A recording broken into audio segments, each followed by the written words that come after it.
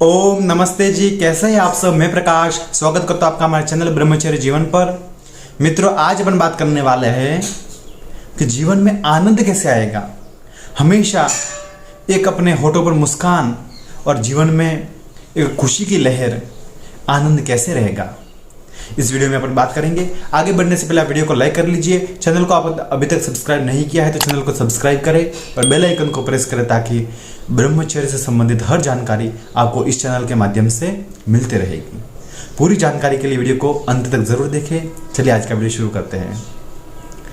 तो कई बार लोग पूछते हैं कि आनंद आनंद, खुशी खुशी जीवन में कैसे आएगी।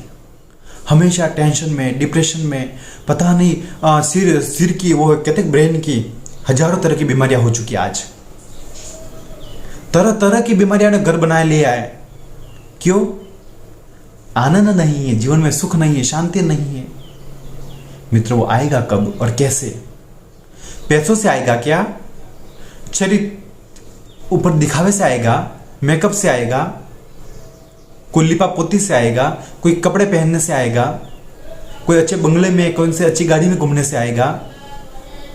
मित्रों, आनंद जीवन में आता है कैसे? भीतर से, अंदर से। कभी कोई आप देखना, कभी कोई व्यक्ति अच्छा पुण्य का काम कर जाए तो उसके भीतर से खुशी मिलती है एकदम। आज तो मैं इतना खुश हूं, मैं हवा में उड़ जाऊं। और उसके पीछे राज को जानना, एक उस भीतर से आनंद आता है परोपकार की भावना से, अच्छे काम करने से। और दूसरा, किसी प्रिय व्यक्ति के मिलने से। आप जिसको जानते हैं, आपको जो जिसके आप निकट रहते हैं, निकट मतलब दिल से निकट रहते हैं, वो चाहे लड़का हो चाहे लड़की हो, माँ बाप हो, कोई परिवार का जन हो, आपके मित्र हो, आपके स्कूल के कॉलेज के फ्रेंड हो, कोई भी व्यक्ति हो सकता है। मगर हर एक व्यक्ति के जीवन में एक मित्र ऐसा होता है जो शायद वो कहते कि जैसे सुदामा और भगवान श्री कृष्ण की मित्रता थी, एक निकटता लगती है उसके साथ। तो वो मिलने वाले हो, उनसे बात हो तो वो आनंद होता है। और जो भीतर से आनंद उपड़ता है, हमेशा दुनिया में आप जितने घूमोगे चारों तरफ, आपके भीतर शांति नहीं है, भीतर आनंद नहीं है, तो बाहर हर तरफ आपको अशांति ही लगेगी, बाहर का माहौल खराब ही लगेगा आपको। मगर आप भीतर से शांत है तो आप चाहे जंगल में बैठे होंगे तो भी आपको आनंद मिलेगा, और चाहे तो आप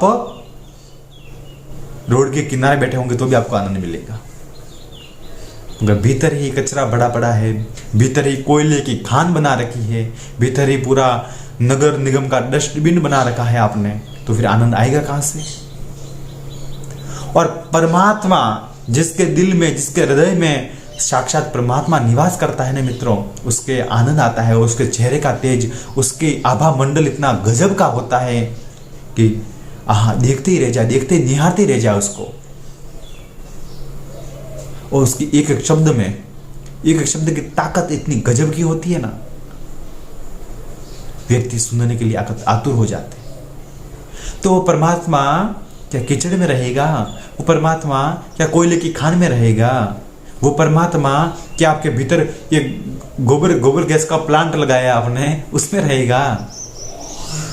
नहीं। भगवान को चाहिए शुद्धता, पवित्रता, चरित्रता।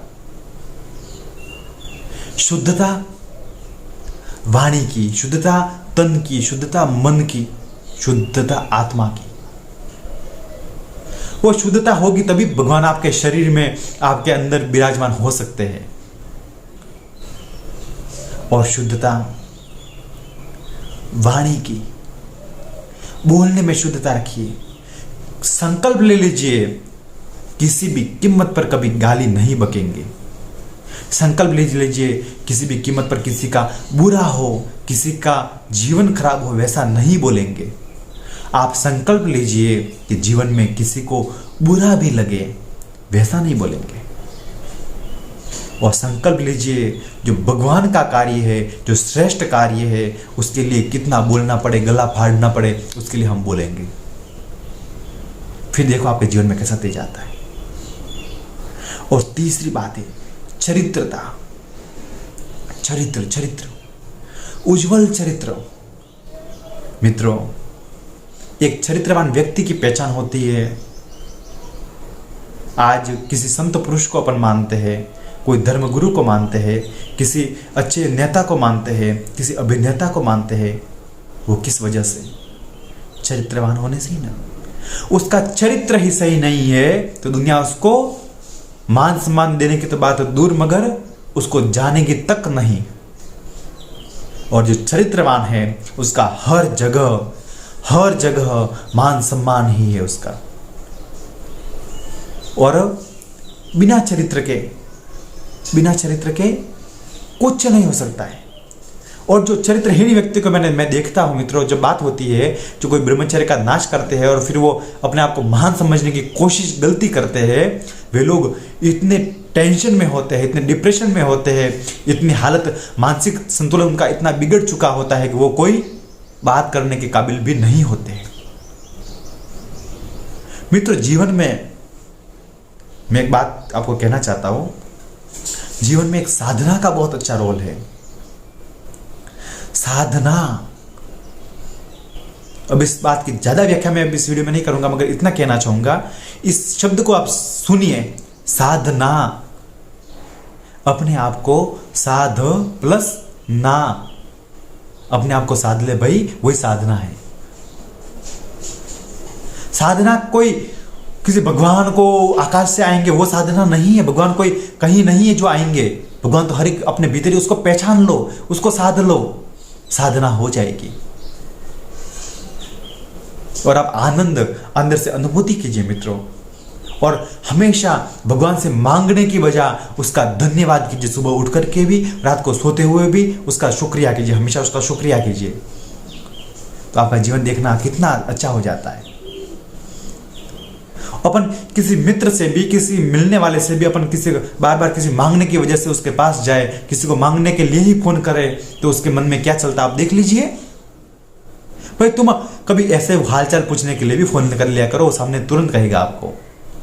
कि कभी कोई ऐसे अच्छी बात के लिए भी कॉल कर दिया करो। हमेशा मांगने की बात करते हो, आज हमको पैसे चाहिए, आज हमको वो चाहिए, आज वो चाहिए, मांगने के लिए ही बात करेंगे। तो एक इंसान नाराज हो सकता है, तो क्या वो भगवान नाराज नहीं होगा? जो इस दुनिया को चला रहा है, दुनिया को समय समय पर जो आवश्यकता है वो सब कुछ दे रहा है और दिया हुआ है, अगर उससे आप मांग रहे हो, हमेशा मांगते जा रहे हो, उसके सामने भिखारी बनकर बैठे हो, तो वह नाराज नहीं होगा? हमेशा खुश रहिए और भगवान का धन्यवाद कीजिए। परमात्मा, आपने मुझे ये मनुष्य देह दे करके मेरे ऊपर बहुत बड़ा उपकार किया है, मेरे ऊपर बहुत बड़ा कर्जा किया है आपने। आपका कर्ज, इस फर्ज को मैं निभाने की उम्र भर भी कोशिश करूंगा और कार्य करूंगा, तो भी इस फर्ज को मैं नहीं निभा पाऊंगा। वो कर्जा नहीं चुक सकता मित्रों। भगवान ने जो उपकार किया है ना आपका, जो कर्ज आपके ऊपर कर्ज चढ़ा है भगवान का, वो कर्ज कभी नहीं चुक सकता है। मगर फिर भी आप उसका हमेशा शुक्रिया कीजिए।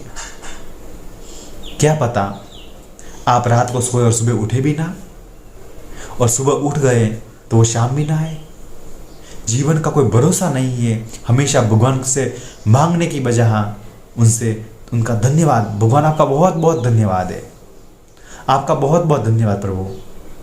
और फिर देखना वो परमात्मा आपको असीम शक्ति देता है, आपके भीतर से आनंद आता है, और आपके पास जो भी है उसमें खुश रहिए, संतोष रखिए। आप जो कमा रहे हैं, जो आपको अर्जित हो रहा है, उसमें अपने आप को संतुलित रखिए, अपने आप को डालिए उसमें। वो देखना आपका आनंद, आपके जीवन का जो रस सूख गया था, जो कोपले कहते हैं कुरमा गई थी, वो फिर से उनके अंदर नवजीवन आएगा, फिर से वो फूल खिलने लगेंगे जो मुरझा गए थे। मित्र, दुनिया में आनंद ढूंढने की आवश्यकता नहीं है और कहीं मिलेगा भी नहीं।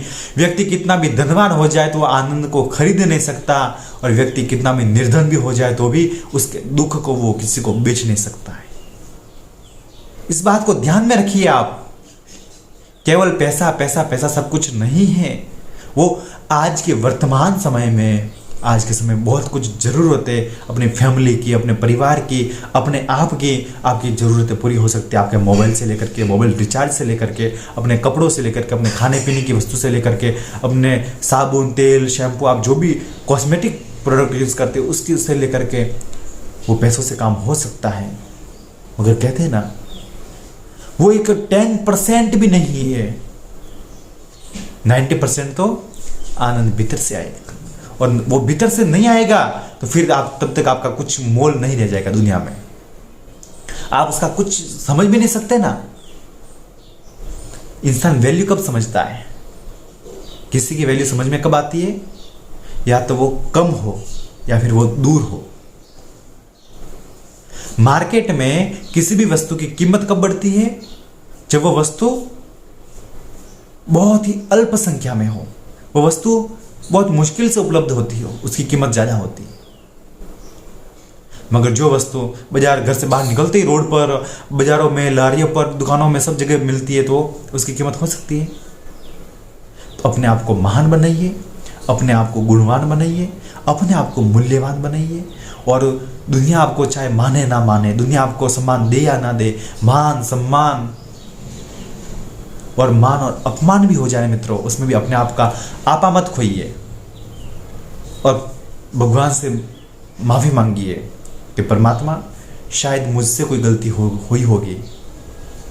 पर हमेशा उसका शुक्रगुजारी करते रहिए तो आपका भगवान आपको आशीर्वाद देगा और हमेशा आप आनंद से प्रस्फुटित होते रहेंगे और आप खुश रहेंगे। तो मैं गारंटी के साथ कह सकता हूँ आपके आसपास का वातावरण भी इतना आपको अच्छा लगेगा और आपके साथ साथ कितने लोग भी खुश रहेंगे। वीडियो आपको कैसा लगा कमेंट करके ज़रूर बताएं। फिर मिलेंगे एक नई जानकारी के साथ, तब तक के लिए आपका दिन शुभ हो, आपका जीवन मंगलमय हो, इसी प्रार्थना के साथ आप सभी को प्रणाम।